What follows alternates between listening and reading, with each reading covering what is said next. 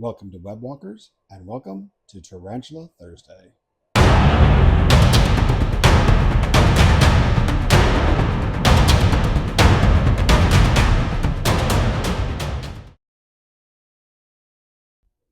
So, today I'm going to be talking about tarantulas and spiders in general in relation to sound.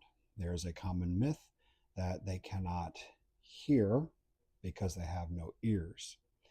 But what they do have are these hairs on their legs um, that sense sound waves, so they actually can detect sound and interpret it.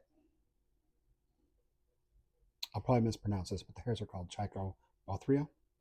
Um, they're primarily on the front legs.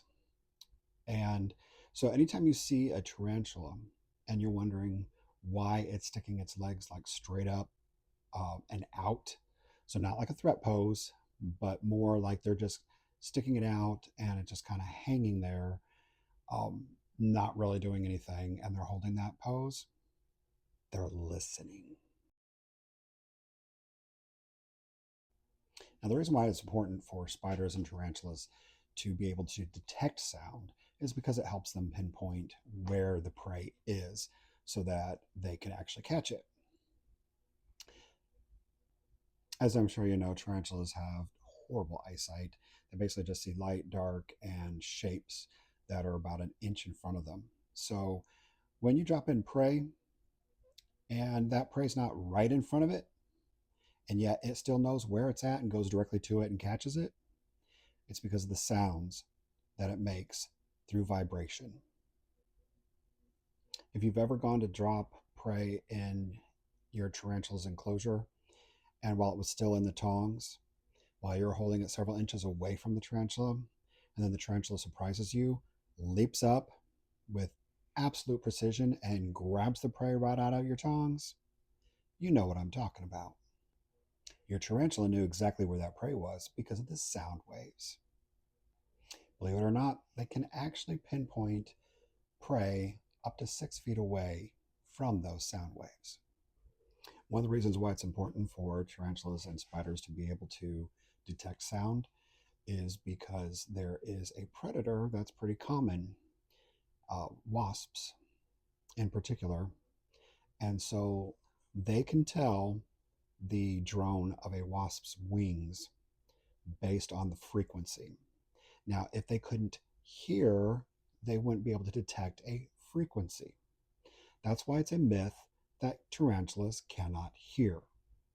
There are three different ways that a creature can actually hear sound, and ears is just one of them.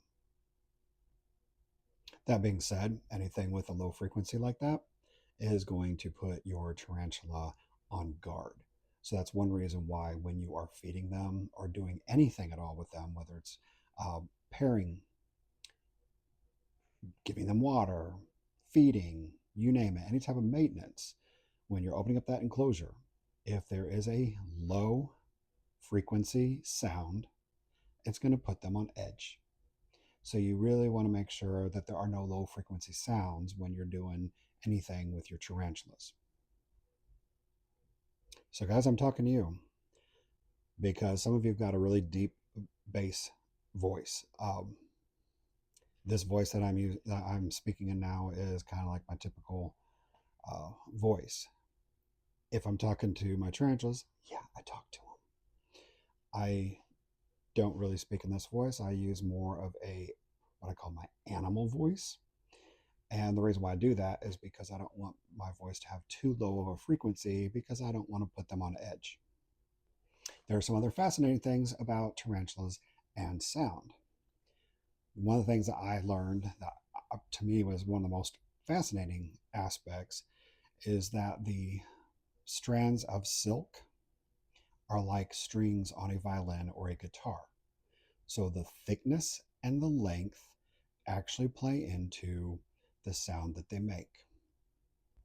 So they'll resonate at different frequencies based on the thickness and the length. That helps a tarantula or a spider to know where the prey is based on that frequency. Now, here's where it gets even more interesting. Things like orb weavers they can fine tune the strings. Now, for the part that I teased about last week, music. Yes, music can actually have an impact on your tarantulas. A study at Miami University found that when playing classical music, such as Bach, the spiders would build their webbing near the speakers. But when they played bass heavy music like techno, rap, stuff like that, heavy metal, they would build those webs as far away from the speaker as possible. So, what does that mean? No, it does not mean that they have a preference for musical style. It has nothing to do with that.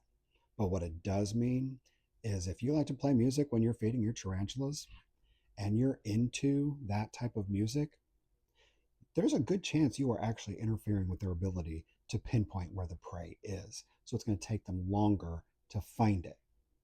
So don't play techno, rap, heavy metal, whatnot. I know some of you are probably going to be thinking, whatever, I'll play whatever I want. That's your prerogative.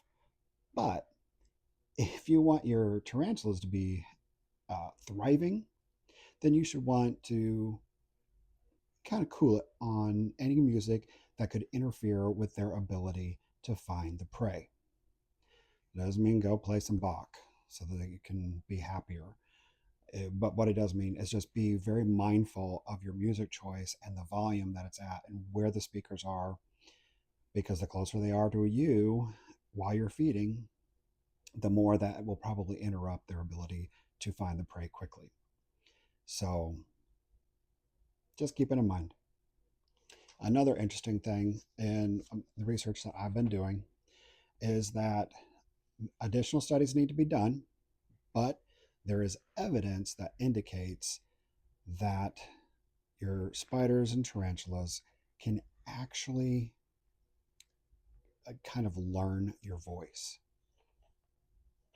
Basically, if you speak at the same level, the same tone, and whatnot, every time you speak with them, they will eventually come to recognize the frequency and the resonance of your voice. So if you do talk while you're feeding them and they get to the point where they recognize that, if you speak to them before you actually feed them or do anything with water or any kind of maintenance, and they're already associating that frequency and resonance with something good, then they're less likely to dart into their burrows. Now, like I said, more studies are needed for that. It's just strictly a theory at this point, but it'd be really, really interesting to find that out. So I think if people observe a little bit closer when they're doing things and actually try to create a controlled environment so they can test these theories out, the more people that do this sort of thing, the faster we will find out if indeed there is something to that. It's just a what if right now, but like I said, they are wanting to do more studies because of the evidence. So, in conclusion, go ahead and talk to your tarantulas. I don't care what other people tell you when they try to say, oh, they can't hear you, they don't understand you, blah, blah, blah, blah, blah.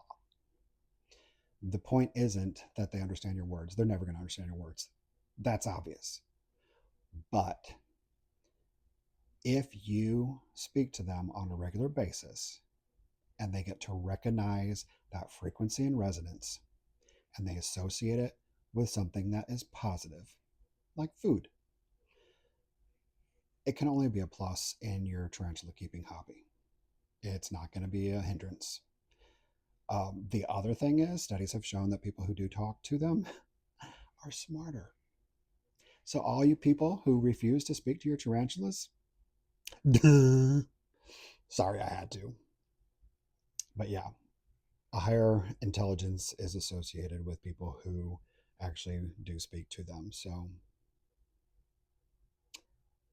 have at it. Go ahead and have your conversation.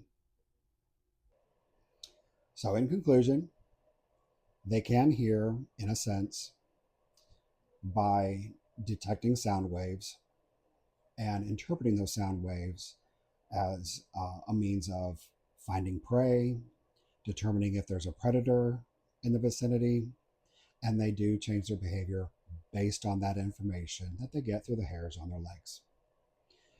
So be mindful of the music you play and talk as much as you want to your tarantulas, and have a wonderful Thursday.